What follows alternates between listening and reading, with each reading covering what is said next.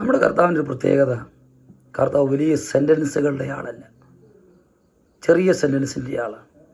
കാരണം സംസാരം കുറച്ചും പ്രവൃത്തി വലിയതും വിശാലമേറിയതുമാണ്.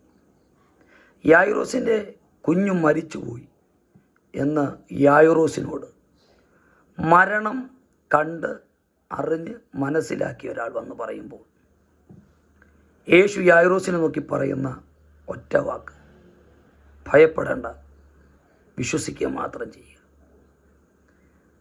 അവിടെ യേശു പറഞ്ഞൊരു വാക്കുണ്ട്, ഈ വാക്ക് നീ കാര്യമാക്കരുത്. സെൻറ്റൻസ് ചെറുതാണ്, പക്ഷെ അധ്യായം തീരുന്നതിന് മുമ്പ് മരിച്ച കുഞ്ഞ് ഉയർത്തെഴുന്നേറ്റു. പ്രവൃത്തി വിശാലവും വലിപ്പമേറിയതാണ്.